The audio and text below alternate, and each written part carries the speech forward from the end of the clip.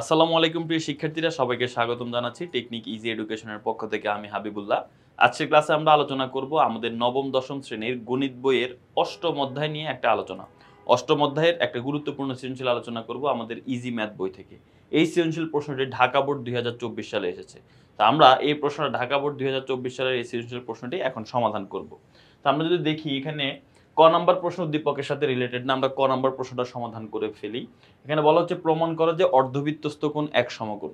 অর্ধবৃত্তস্থ কোণ এক সমকোণ বলতে বোঝানো হচ্ছে, আমি তোমাকে আগে একটু বুঝাই দেই যে এরকম একটা বৃত্ত হলো, এই বৃত্তকে অর্ধেক করে কে বলতো? বৃত্তের যে ব্যাস, এই যে এটা হচ্ছে বৃত্তের ব্যাস, এই যে এই ব্যাসটা হচ্ছে বৃত্তটাকে অর্ধেক করে। তো এই ব্যাসের উপরে বা এই অর্ধেক বৃত্তের উপরে, যে এই অর্ধেক বৃত্তের উপরে যে কোণটা হবে বৃত্তস্থ, বৃত্তের মধ্যে যে কোণটা হবে এই কোণটা হচ্ছে এক সমকোণ বা 90 ডিগ্রি। এটাই হচ্ছে আমাদের প্রমাণ করতে হবে। তো প্রমাণ করো যে অর্ধবৃত্তস্থ কোণ এক সমকোণ। তো প্রথমে আমরা লিখলাম যে মনে করি ও কেন্দ্র বিশিষ্ট বৃত্তে এবি একটি ব্যাস এবং এসিবি একটি অর্ধবৃত্তস্থ কোণ। প্রমাণ করতে হবে যে অর্ধবৃত্তস্থ কোণ এক সমকোণ, অর্থাৎ এসিবি কোণ সমান এক সমকোণ। ভালো করে খেয়াল করো, এই যে দেখো ও কেন্দ্র বিশিষ্ট একটা বৃত্ত, এই বৃত্তের মধ্যে ব্যাসটা হচ্ছে এবি, এই যে এখানে যেটা বলা হচ্ছে এবি ব্যাস, এবং এসিবি অর্ধবৃত্তস্থ কোণ। ভালো করে খেয়াল করো, বৃত্তের অর্ধেক হচ্ছে এই নিচের অংশটা, তাই না? এটা হচ্ছে অর্ধেক।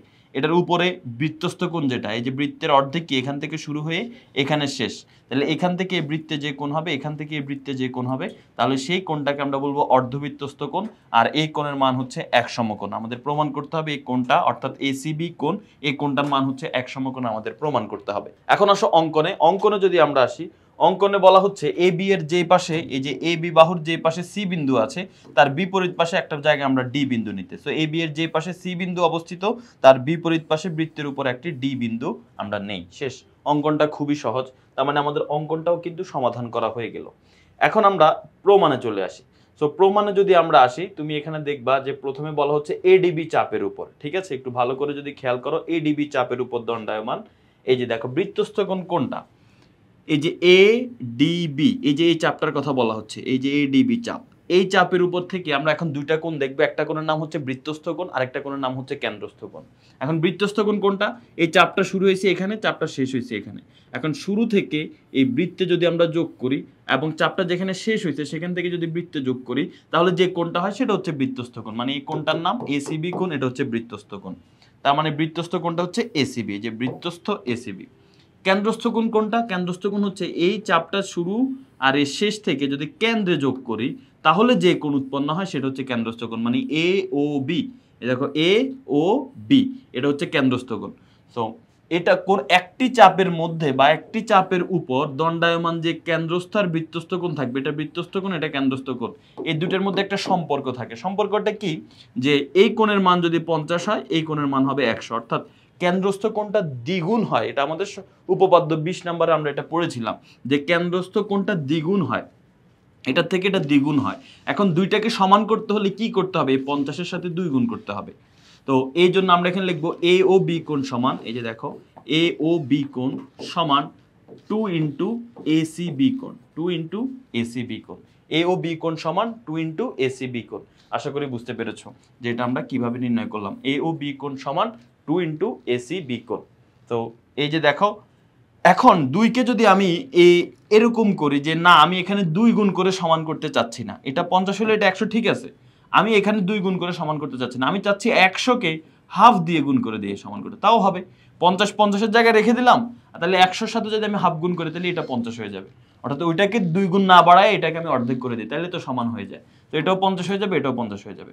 তার মানে আমি বলতে পারি এসিবি কোণ সমান, এই যে এসিবি কোণ, এটা সমান আমি কি বলতে পারি? Half of A O B কোণ, half of A O B কোণ, এটা হচ্ছে আমরা বলতে পারি।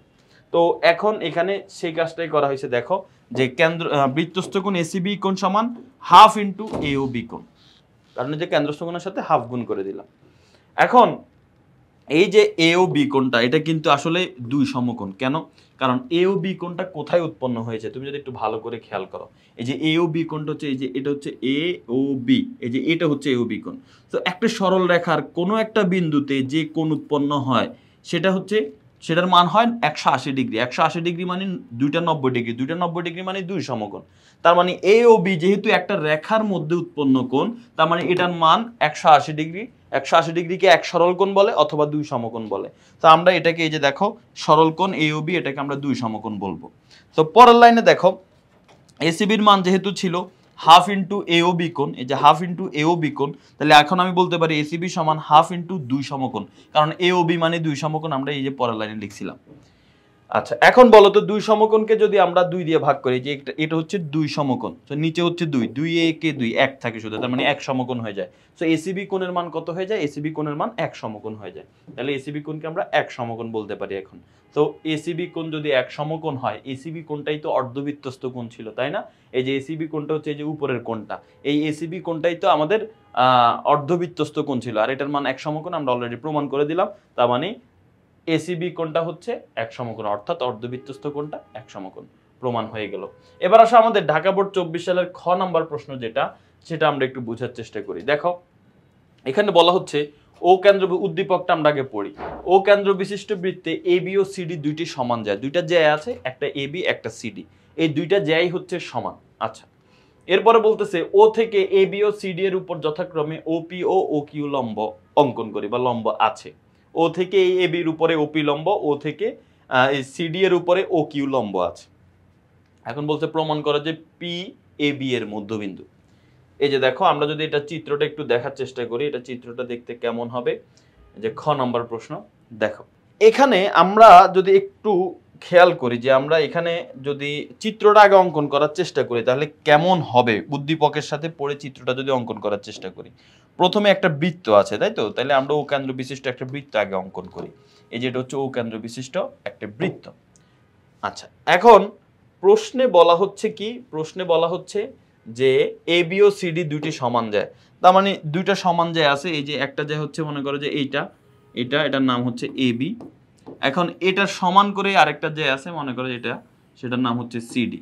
তো এ বি ও সিডি দুইটি সমান যায় দেওয়া আছে। ওকে, তারপরে বলা হচ্ছে ও থেকে, এই যে দেখো ও থেকে এ বি ও সিডি এর উপরে, ও থেকে মানে কেন্দ্র থেকে এ বি ও সিডি এর উপরে ওপি ও ও কিউ লম্ব আঁকে। এই যে এটা তো ও, এই ও থেকে এ বি এর উপরে ওপি লম্ব আঁকতে বলছে, আর সিডি এর উপরে ও কিউ লম্ব আঁকতে বলছে।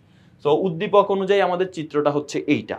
এখন খ নাম্বার প্রশ্নে বলছে প্রমাণ করো যে পি এ বি এর মধ্যবিন্দু। তা আমাদের প্রমাণ করতে বলতেছে যে পি বিন্দুটা এটা হচ্ছে এ বি এর একদম মাঝখানের বিন্দু। তো এখন এটা প্রমাণ করতে গেলে আমাদের এই উপরের অংশ সিডি কিউ এই রেখাগুলো আমাদের প্রয়োজন পড়বে না, ঠিক আছে? এই যে রেখাগুলো আমাদের প্রয়োজন পড়বে না, তা আমাদের দরকার হবে শুধুমাত্র এই অংশটুকু। তো এই জন্য খ নাম্বার প্রশ্নটা যখন আমরা সমাধান করতেছি তখন আমাদের এই যে দেখো শুধু এই অংশটুকু আমাদের প্রয়োজন পড়তেছে। শুধু এখানে আমরা এক্সট্রা কি করলাম, এই ও এর সাথে এ কে যোগ করলাম, ও এর সাথে বি কে যোগ করলাম, আর ওপি লম্ব এটা তো প্রশ্নেই বলা ছিল। তো চল আমরা এখন আমাদের টার্গেট হচ্ছে প্রমাণ করব যে পি বিন্দুটা এ বি এর একদম মাঝখানে আছে, মধ্যবিন্দু হিসেবে আছে। এটা যদি প্রমাণ করতে যাই, দেখো প্রথমে এখানে বলা আছে যে বিশেষ নির্বাচন। কি বলা আছে বিশেষ নির্বাচনে? দেওয়া আছে ও কেন্দ্র বিশিষ্ট বৃত্তে এ বি জ্যায়ের উপর ওপি লম্ব। হ্যাঁ এটা তো জানি।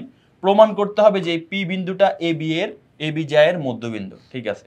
অর্থাৎ এটা যদি মধ্যবিন্দু হয়, বলতো এই পি বিন্দুটা যদি মধ্যবিন্দু হয় তাহলে এপি আর বিপি এই দুটো কি সমান হবে না? অবশ্যই সমান হবে, মানে এপি সমান বিপি বলতে পারি। এরপর অঙ্কন, আমরা এখানে চিত্রটাকে প্রমাণ করতে গেলে, এই জিনিসটা প্রমাণ করতে গেলে আমাদের এই দুইটা বাহু যোগ করতে হবে, এই ও এর সাথে যোগ করতে হবে, ও এর সাথে বি যোগ করতে হবে। এই যে ও এ আর ও বি আমরা যোগ করি, এই যে ও এ আর ও বি যোগ করি। এখন আসো প্রমাণ। এই প্রমাণে এসে আমরা দুইটা ত্রিভুজ নিয়ে কথা বলবো, একটা হচ্ছে এ ও পি, অর্থাৎ বাম পাশে যে ত্রিভুজটা আছে এই ত্রিভুজটা নিয়ে আমরা এখন কথা বলবো। এই যে এ ও পি, এই যে এ ও পি, এই যে এটা হচ্ছে একটা ত্রিভুজ, আর আরেকটা ত্রিভুজ হচ্ছে বি ও পি। এই যে দেখো বি ও পি, এই যে ডান পাশের ত্রিভুজ। এই দুইটা ত্রিভুজ নিয়ে এখন হচ্ছে আমাদের আলাপ আলোচনা হবে। আমরা এই দুইটা ত্রিভুজকে সর্বসম প্রমাণ করার চেষ্টা করব। দেখো এই দুইটা ত্রিভুজের মধ্যে, এই যে আমরা প্রথমেই বলতে পারি এই দুইটা ত্রিভুজের মধ্যে সমান কি এ ও আর বি ও, এই দুইটা বাহু হচ্ছে সমান। এ ও বাহু আর বি ও বাহু এই দুইটা বাহু হচ্ছে সমান। পাশাপাশি এই দুইটা ত্রিভুজের মধ্যে এই যে এই ত্রিভুজের এই ওপি বাহুটা আর এই ত্রিভুজের এই ওপি বাহুটা দুইটাই সমান। এই ত্রিভুজেরও একটা বাহু ওপি, এই ত্রিভুজেরও একটা বাহু ওপি, তার মানে সমান। আচ্ছা আবার আবার খেয়াল করো, এই ত্রিভুজের একটা কোণ হচ্ছে 90 ডিগ্রি, যে এই কোণটা 90 ডিগ্রি। এখন তুমি বলতে পারো ভাই এই কোণটা কিভাবে 90 ডিগ্রি হয়? দেখো প্রশ্নে বলা ছিল না ওপি লম্ব আঁকি, ওপি লম্ব এ বি এর উপর কি ওপি লম্ব। লম্ব কখন হয়? লম্ব হয় যখন 90 ডিগ্রি কোণ উৎপন্ন হয়। এটা লম্ব হবে তখনই যখন 90 ডিগ্রি কোণ উৎপন্ন হয়। তার মানে ওপি যেহেতু লম্ব তার মানে এই কোণটা 90 ডিগ্রি, আবার এই কোণটাও কি হবে 90 ডিগ্রি হবে। তার মানে এই ত্রিভুজের একটা কোণ এপিও বা ওপিএ আর এই ত্রিভুজের একটা কোণ ওপিবি, এই দুটো কোণ হচ্ছে 90 ডিগ্রি। এই যে দেখো এপিও আর বিপিও, এই যে এপিও মানে এই কোণটা, বিপিও মানে এই কোণটা, এই দুইটা কোণও কিন্তু সমান হবে। তাহলে আমরা এই দুইটা ত্রিভুজের মধ্যে যে কাহিনী দেখলাম যে দুইটা বাহু সমান আছে এবং একটা কোণও সমান আছে। দুইটা বাহুকে, এই যে এই ত্রিভুজের একটা বাহু হচ্ছে এও, এই ত্রিভুজের একটা বাহু হচ্ছে বিও, এই দুইটা বাহু হচ্ছে সমান। এই ত্রিভুজের একটা বাহু হচ্ছে ওপি আর এই ত্রিভুজের আরেকটা বাহু হচ্ছে ওপি, এই দুইটা বাহু কিন্তু সমান। আবার এই ত্রিভুজের একটা কোণ হচ্ছে এপিও কোণ, এই ত্রিভুজের একটা কোণ হচ্ছে এ বিপিও কোণ, এই দুটো কোণও সমান। তো কোন দুইটা ত্রিভুজের মধ্যে যদি দুইটা বাহু এবং একটা কোণ সমান হয়, দুইটা ত্রিভুজের মধ্যে যদি দুইটা বাহু এবং একটা কোণ সমান হয়, তাহলে ত্রিভুজ দুইটাকে আমরা বলতে পারি সর্বসম। তার মানে আমরা এই ত্রিভুজ আর এই ত্রিভুজ, এই দুইটা ত্রিভুজকে বলতে পারি এরা একদম সমান, মানে সর্বসম। সর্বসম মানে এই ত্রিভুজের তিন বাহুর সাথে ওই ত্রিভুজের তিন বাহুই সমান হবে, এই ত্রিভুজের তিন কোণের সাথে ওই ত্রিভুজের তিন কোণই সমান হবে। তো যেহেতু এখন বলে ফেললাম যে এই ত্রিভুজ দুইটা সর্বসম, তার মানে এখন আমি বলতে পারি এই ত্রিভুজের তিন বাহুর সাথে এই ত্রিভুজের তিন বাহু সমান। তাহলে এই ত্রিভুজের অলরেডি এই বাহুর সাথে এই বাহু সমান, এই বাহুর সাথে এই বাহু সমান, তাহলে বাকি রইল এপি বাহু, তার মানে এপি বাহুর সাথে বিপি বাহু সমান হবে। তার মানে এখন আমরা বলতে পারি এপি বাহু আর বিপি বাহু কি সমান। আর এখানে আমরা বলতে পারি যে পি এ বি এর মধ্যবিন্দু। কেন? কারণ এপি আর বিপি তখনই সমান যখন পি বিন্দুটা হচ্ছে মধ্যবিন্দু, তাই না? এপি আর বিপি তখনই সমান হবে যখন এই পি বিন্দুটা কি হবে, মাঝখানের বিন্দু হবে। তো পি বিন্দুটা মাঝখানের বিন্দু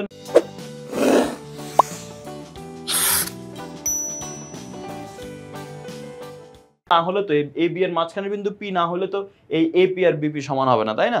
তো যেহেতু প্রমাণ হয়ে গেছে এপি বিপি সমান, তার মানে আমরা এখন বলতে পারি পি বিন্দুটা হচ্ছে এ বি এর মধ্যবিন্দু। তা আমাদের এই প্রশ্নটাও কিন্তু সমাধান হয়ে গেল।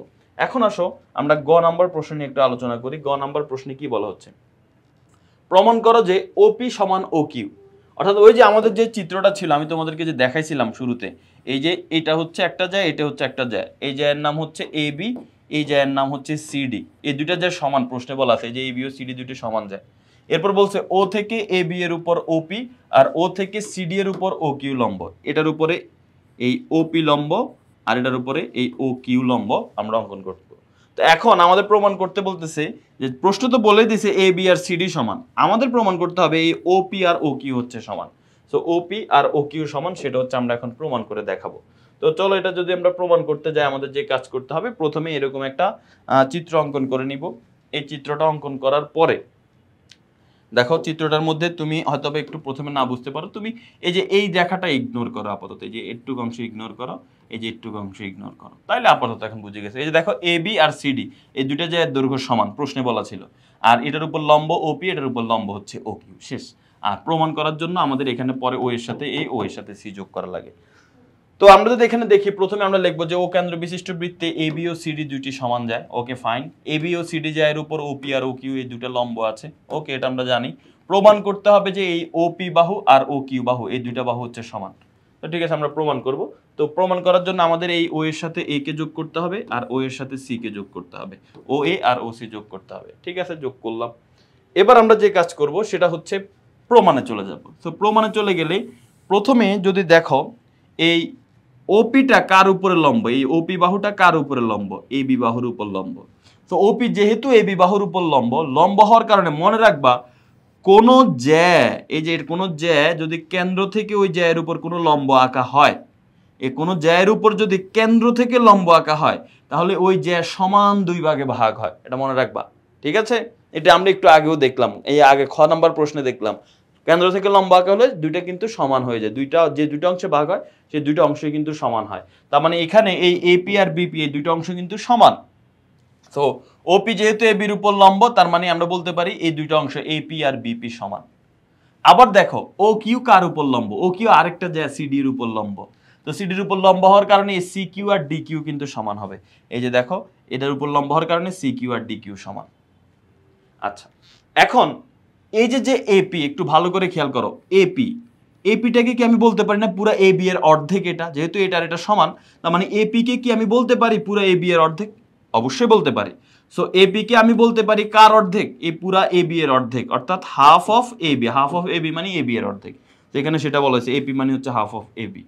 আবার এই সিকিউ যেটা আছে এটাকে আমি কার অর্ধেক বলতে পারি বলতো? সিকিউটাকে আমরা বলতে পারি এই পুরা সিডি এর অর্ধেক। তো এই যে সিকিউ সমান হাফ অফ সিডি।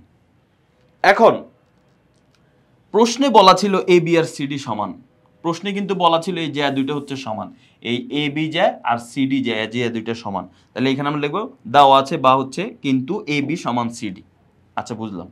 এবার এ বি আর সিডি দুইটার সাথে হাফ, উভয় পক্ষে হাফ গুণ করে, তো এ বির সাথে হাফ গুণ করলে হাফ এ বি, সিডির সাথে হাফ গুণ করলে হাফ সিডি, উভয় পক্ষে হাফ গুণ করছে। এখন হাফ এ বি মানে কি দেখো তো, উপরের লাইনে তোমরা ধাপ একের মধ্যে পেয়েছো হাফ এ বি মানে হচ্ছে এপি, তাহলে হাফ এ বির জায়গায় এপি বসাই দিলাম। আর হাফ সিডি মানে কি, এই যে দেখো হাফ সিডি মানে হচ্ছে সিকিউ, তার মানে হাফ সিডির মান সিকিউ বসে দিলাম, তার মানে এপি আর সিকিউ সমান হয়ে গেল। এই যে এই এপি বাহু আর এই সিকিউ বাহু এই দুইটা বাহু সমান হয়ে গেল। আশা করি বুঝতে পেরেছ যে এপি বাহু আর সিকিউ বাহু এই বাহু দুইটা কিন্তু সমান। ভালো কথা, বাহু দুইটা সমান। এখন আমরা কি করব, আমাদের কাজ কিন্তু প্রায় শেষের দিকে। এখন আমরা দুইটা ত্রিভুজ নিয়ে কাজ করব। কোন দুইটা ত্রিভুজ? দেখো ত্রিভুজ দুইটা হচ্ছে এই যে উপরে একটা ত্রিভুজ আছে, খেয়াল করলে দেখবা তোমরা যে উপরে যে ত্রিভুজটা আছে এই যে এ ও সি কিউ, এই যে এটা হচ্ছে একটা ত্রিভুজ, আর আরেকটা ত্রিভুজ হচ্ছে এ ও এ পি, এই যে এটা একটা ত্রিভুজ। এই দুইটা ত্রিভুজ নিয়ে কাজ করব। তো দেখো ও এ পি আর ও সি কিউ দুইটা ত্রিভুজ নিয়ে, দুইটাই কিন্তু সমকোণী ত্রিভুজ। প্রশ্ন হতে পারে কেন ভাইয়া এই দুইটা কেন সমকোণী ত্রিভুজ? কারণ দেখো এটা লম্ব না, লম্ব হয়েছে মানে এখানে 90 ডিগ্রি কোণ আছে, এটাও এটার উপর লম্ব হয়েছে মানে এটা 90 ডিগ্রি। তো তার মানে দুইটা ত্রিভুজই হচ্ছে সমকোণী ত্রিভুজ। এখন সমকোণী ত্রিভুজের প্রথমে এখন এই দুটো ত্রিভুজের মধ্যে কম্পেয়ার করলে আমরা দেখবো এই ত্রিভুজের একটা বাহু, এই সমকোণী ত্রিভুজের একটা অতিভুজ, এটা কিন্তু অতিভুজ, 90 ডিগ্রির বিপরীত বাহু কিন্তু অতিভুজ। তাহলে এই ত্রিভুজের অতিভুজ যেটা ও এ, আবার এই ত্রিভুজের যে 90 ডিগ্রির বিপরীত বাহু এই যে ও সি, এটা হচ্ছে অতিভুজ। এই দুইটা অতিভুজ কিন্তু সমান, অতিভুজ ও এ আর অতিভুজ ও সি, এই দুইটা কিন্তু সমান। এখন তোমার প্রশ্ন হতে পারে যে কিভাবে তারা সমান হয়। এই যে দেখো ও এ বাহু যেটার কথা বলতেছি, ও এ বাহুটা কিন্তু বৃত্তের একটি ব্যাসার্ধ। দেখো এটা এই ত্রিভুজের অতিভুজ ঠিক আছে, কিন্তু এটা বৃত্তের ব্যাসার্ধ। কিভাবে? এই যে ও হচ্ছে কেন্দ্র, এই হচ্ছে পরিধি, উপর একটা বিন্দু, তার মানে ও এ বৃত্তের ব্যাসার্ধ। আবার ও সি এটাও বৃত্তের ব্যাসার্ধ, যে কেন্দ্র থেকে বৃত্তের পরিধি, এটাকে বলা হয় বৃত্তের ব্যাসার্ধ। তাহলে একটা বৃত্তের ব্যাসার্ধ যেহেতু দুইটাই যেহেতু একটা বৃত্তের ব্যাসার্ধ, এটা কখনো দুই রকম হতে পারে না। একটা বৃত্তে যতগুলো ব্যাসার্ধই হোক না কেন সব সেম, তার মানে ও এ আর ও সি এর মান সেম হবে। এই জন্য এই ত্রিভুজের অতিভুজ ও এ আর এই ত্রিভুজের অতিভুজ ও সি, এই দুইটা হচ্ছে সমান। আচ্ছা, এরপরে আমরা একটু আগে প্রমাণ করছি যে এই যে দেখো এপি সমান সিকিউ, এটা কিন্তু আমরা প্রমাণ করছি একটু আগে, যে এই যে ধাপ একের মধ্যে আমরা এটা কিন্তু প্রমাণ করছি যে এপি সমান হচ্ছে সিকিউ। তো এটা যেহেতু আমাদের প্রমাণ হয়েছে, তাহলে এখন আমরা বলতে পারি যে যেহেতু এই ত্রিভুজের একটা বাহু এপি, এই যে এই বাহুটা, এবং এই ত্রিভুজের একটা বাহু সিকিউ এই বাহুটা, এই দুইটা বাহু সমান। এখন সমকোণী ত্রিভুজের ক্ষেত্রে যদি দুইটা ত্রিভুজের অতিভুজ আর এক বাহু সমান হয় তাহলে ত্রিভুজ দুইটা সর্বসম। অর্থাৎ দুইটা সমকোণী ত্রিভুজের মধ্যে, এটা একটা সমকোণী ত্রিভুজ, এটা একটা সমকোণী ত্রিভুজ, দুইটা সমকোণী ত্রিভুজের মধ্যে যদি অতিভুজটা সমান হয় এবং অপর যে কোনো এক বাহু অর্থাৎ এই বাহু আর এই বাহু সমান হয়, তাহলেই ত্রিভুজ দুইটা সর্বসম। আর ত্রিভুজ দুইটা সর্বসম মানে 3 নম্বর বাহুটাও সমান হবে। তো এখন যেহেতু এই ত্রিভুজ দুইটা সর্বসম, আমাদের এই ক্ষেত্রেও কিন্তু ত্রিভুজ দুইটা সর্বসম হয়ে গেছে। কেন? কারণ এই যে দেখো এই ত্রিভুজের অতিভুজ এই ত্রিভুজের অতিভুজ সমান, এই ত্রিভুজের অপর এক বাহু এই ত্রিভুজের অপর এক বাহু সমান, তার মানে ত্রিভুজ দুইটা সর্বসম।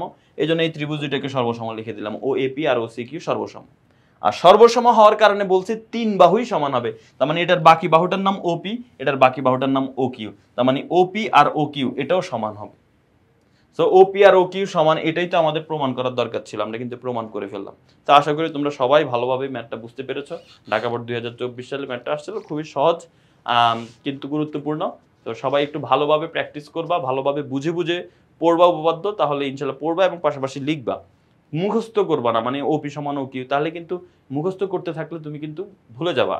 তো বুঝে বুঝে পড়ে তারপরে হচ্ছে তুমি এগুলো লিখবা, না দেখে লিখবা, তাহলে ইনশাল্লাহ তোমার উপপাদ্যে তোমার আর ভয় থাকবে না। সবাই ভালো থাকো, সুস্থ থাকো, আর ইজি ম্যাথ বই সংগ্রহ করো। আল্লাহ হাফেজ, আসসালামু আলাইকুম।